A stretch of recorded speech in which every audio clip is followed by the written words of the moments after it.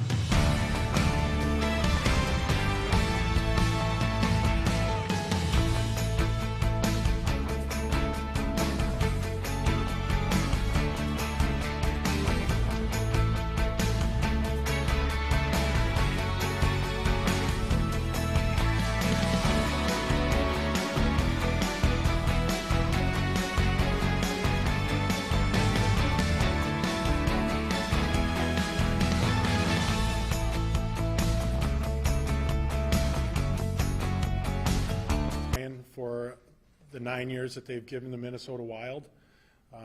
They've given everything they've had on the ice and off the ice, and have had an incredible impact on this organization and in the Twin Cities. A very difficult decision that over lots of time and lots of meetings, lots of things went into this decision, but it's a big decision that I feel we needed to make in order to keep moving forward. We wish Zach and Ryan nothing but the best in their future. We know that they're going to find teams to play for and have big impacts wherever they land. So I'll take your questions. Billy, what are some of the things that went into the decision, and how do you feel like it will bring you moving forward? Yeah, I mean, hey, there are a lot of decisions. I mean, there's roster things, there's opportunity for younger players, there's just opportunity that we were going to be able to give them or not give them. You know, there's certain cap things. There was a lot. As it pertains to You know, to answer the second part of your question, I mean, you know, we have to keep moving forward. These are, like I said, these are two guys that gave their heart and soul to this organization, but we have to make tough decisions and keep trying to turn the page, keep trying to get better and reach our ultimate goal and long-term goal of winning a Stanley Cup.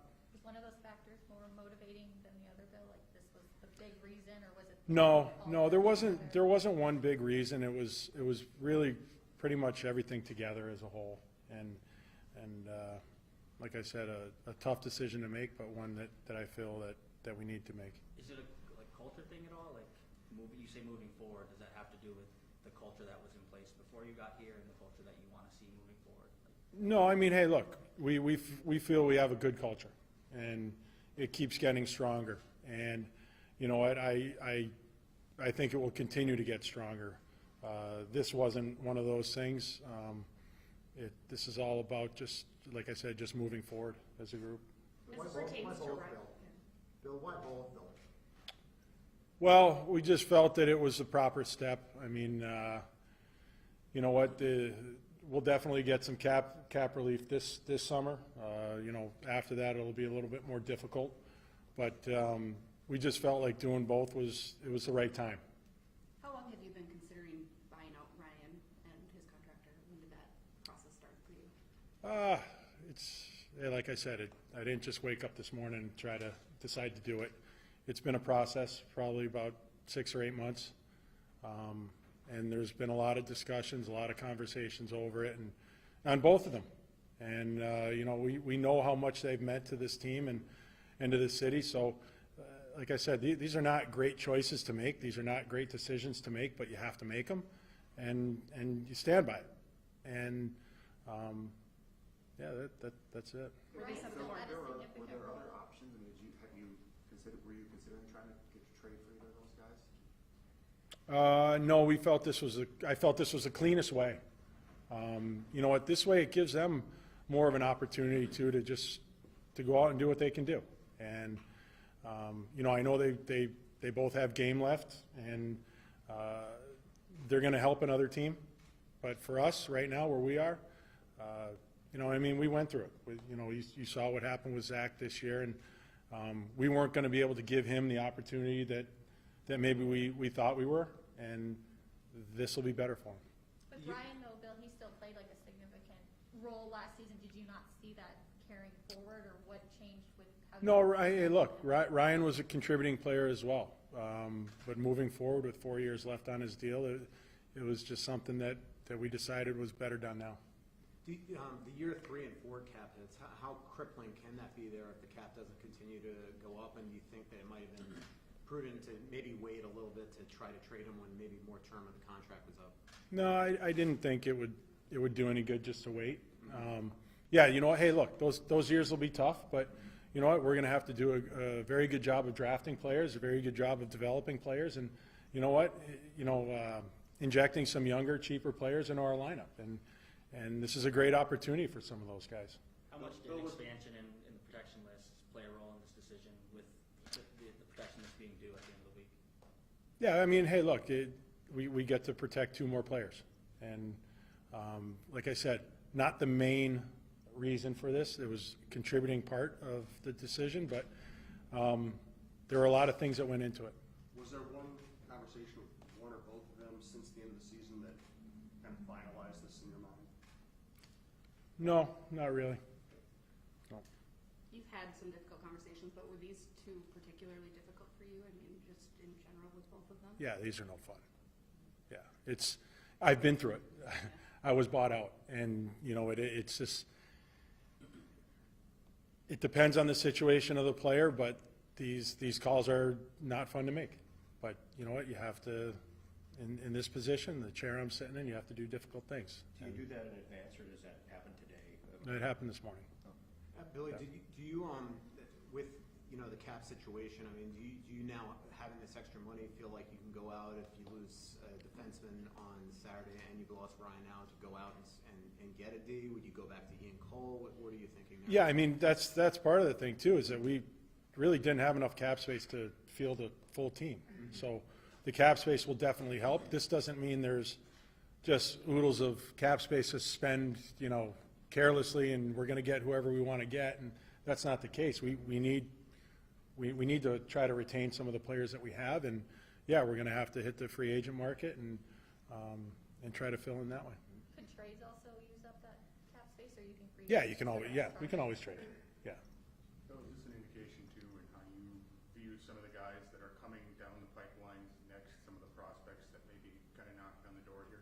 Yeah, I have very high hopes for a lot of the guys, a lot of the younger players, some of the guys that were in Iowa, some of the guys that were drafted last year. I think we had 4 picks in the first 3 rounds last year. This year we have 5 picks in the first 3 rounds. So we're starting to accumulate some prospects and guys that we really think are going to help, impact our team in years to come. So, yeah, we've got high hopes for guys. It's pretty well known that Craig, at least when he first got here, Ryan, that they were really, really close. How much of persuasion did you have to do with Craig on this, and how long has that been going on? Craig and I have had, I don't know how many conversations about it, but, I think the important thing is that when you go to your boss with something this big, you better have a plan. And you know what, I've worked very hard with my entire hockey ops group, and you know what, we have a plan, and presented it to Craig, and over time we talked about it many, many times, and you know what, he's in support of this, and he's been aware of what's going on every step of the way, and this wouldn't happen without his blessing and without him, standing right next to me. Bill, how far back did these talks and conversations about buying both out go? Are we talking a month? Are we talking a couple months? Like 6-8 months. Like this, like I said, it's like a trade. It doesn't happen overnight. You don't just wake up and things happen. It really takes time, and especially something this big. I mean, like I said, these guys had a really huge impact on hockey in Minnesota. So we don't take it lightly. We can't just do a knee-jerk reaction and do something like this. It's important, and you have to spend time on it. And in the end, I do feel that this is the right decision for us, and it will work out for them. You mentioned this was the cleanest way. Did it feel like in your eyes that it was always had to be both? Could it have been one guy just getting bought out? Yeah, I mean, we could have done anything. We could have done one this year, one next year. It just seemed. It seemed.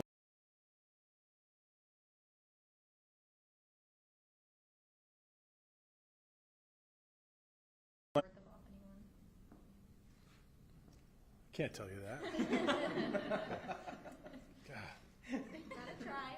Gotta try. You gotta And try. updates Yeah. with the contract talks for Kaprizov and Fiala. You said you had talks, I think, last week. Yeah. I spoke to Kaprizov's agent last week. I mean, we have good conversations. It doesn't mean we're getting a deal done tonight, but you know what? Just the fact that the dialogue's open, we're not afraid of going back and forth or taking our time. This is how it goes. With Kevin, we started, 10 days ago, roughly, and again, early in the process, but we're starting. Billy, you said at your end of season press conference that the team was making progress and that you were on a road that you felt the team was pushing in the right direction. Does this change any of that, or is this part of that road that you're building? No, this is part of the road. I mean, you know what? We have to continue to change. This team has to evolve, and I know that there was great affection for a lot of the players that we've parted ways with the last couple of years, and for good reason. There's been some good years here, but times change, players get older, you know, new players come in, so we have to keep changing. We have to keep evolving, and this is part of it. It's not a fun part, but this is part of it. This overhaul, Bill, what is the identity, I guess, that you are trying to get the team toward, and how by design is it? Like, did you come in thinking all these moves had to change, or did it happen kind of organically as you were here? This has to change, this has to change. Well, when I first got this job, I needed that first year to really assess what was going on and kind of move slowly and methodically, and it took a while for me to, you know, make our first deal. And then you keep, you know, you continually assess, you know, your position and what you feel needs to be done. And we're going to continue to do that. This isn't, this will never stop. Like, I'm not saying that these size moves are always going to be done, but these things always have to happen. You see teams constantly changing, you have to try to get better. We are trying to win, and we have to try to improve all the time. And sometimes it takes very difficult decisions to do that. It's not okay to be where we are right now. We saw great signs this year. We saw great signs, but we're not there yet, and we have to continuously try to get better and try to build a Stanley Cup winning team. Do you think this move makes you guys better next year, or is this made with 3-4 years down the road in mind? Well, I think it could do both, because you know what, even those guys are both very good players. You know, it opens the door for other guys. You know, it creates opportunity. You know, even going back to the Jason Zucker trade, you know, Jason was a very good player here, and it wasn't a very popular move, but it opened the door for Kevin Fiala, and that's really what allowed him to start being the player that you see now. So, you know what, it's a tough day for everybody, but you know what, there are some guys that are going to jump on this opportunity, and that's what we expect. That's what we hope for. So what does this do as far as the Kirill and Kevin talks go as well? Because you have freed up some immediate cap room as far as going back to them with Nothing. nothing? No. This does not mean more money for everybody and this and that. Nope. Sure. I'm positive. In free agency, to fill in on the deal, I mean, would you probably have to go short-term deals just based off that year 3 and 4? Yeah, I mean, because that's the way it breaks down. It's you know, we get a big savings this year, and it quickly goes down. And hey, look, we've planned out for all that stuff. We know what we're in for. It's going to be difficult.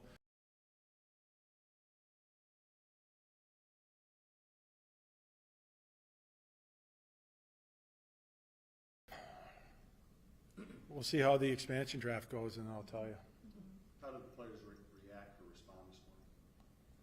You know what? They're supportive. Always difficult when teammates go out, you know, kind of leave. But they're supportive. You know, I think everybody's been happy with the progress that we've made here, and guys are looking forward to you know, new opportunity. But you know, at the same time, you know, 2 of their buddies are not going to be back, and that's always tough. How about Ryan and Zach? How do they respond to your conversations? It's a tough conversation. I'll just leave it at that. And you know what, they're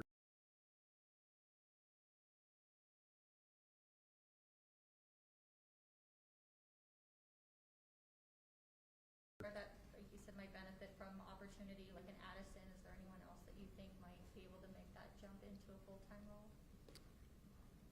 Do you have any suggestions? Well, I guess training camp, you know, I guess you'll get a We'll get a good look. We'll get a good look. Yeah.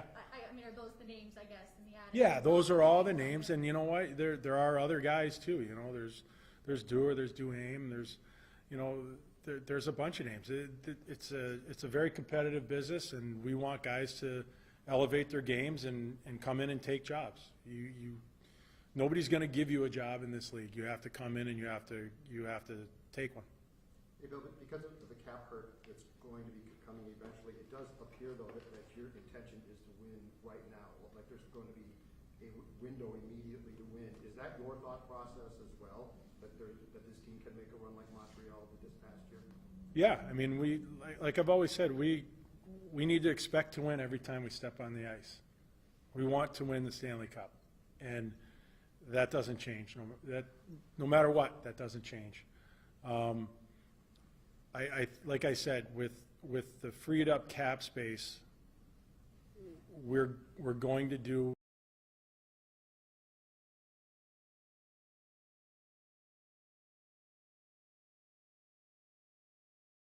guys. They competed like crazy this year. We could have won that series. We didn't, but we could have, I felt. And if we continue to build on what we did this year, I mean, we're heading in the right direction. In your time with the Stanley Cup, Bill, did you ever dent it at all? Put any nicks in it? Can't tell you. You got to take those stories to the grave with me. Bill, you talked about Zucker and now Parise and Suter. Are making those difficult decisions sometimes with fan favorite players just part of making a winner? Yeah, and I know I'm not making everybody happy with every decision I make. There are a lot of people that are not happy with me, and that's part of it. You know what? There are some people that are happy, so I just have to do what I feel is right. And I can tell you this: I don't make these decisions lightly. I've been a player. I have been traded. I have been bought out. I have been through a lot, and I know how it affects these guys. So I do not take it lightly. But when I got traded or when I got bought out, I took it one way, but then years down the road, now I know kind of what that GM was thinking or what that situation meant in their mind. It's different. Did you tell them that? Some of the stuff that you went through? Over the period of time, we've had many conversations, and we've had a lot of similar situations. Today, no, it wasn't the time for that today. At the end of the season, I think in the last Zoom call after the last game, Suter almost sounded like he was forming some solidarity with Parise publicly. Did they present themselves as a duo that wanted to either stay together or leave together? No, that never happened. No, I think Ryan was just trying to support his friend. Any other questions? When you look at the identity that you're building here, is this now the identity you want here? Do you have the pieces that you feel that can put this product, this franchise, the way you want it out there, or is there still more to? Obviously, There's always more to go. I mean, you know that, but you know what? We have an emerging core. We've got a solid foundation of guys with, Spurgeon and Brodin and Marcus Foligno and Eric Sinek, Greenway, like Kaprizov. We've got a very solid foundation now, a strong core of young players, and we're going to keep building around them. Thanks, everyone. Thanks, everybody. How you doing? Good.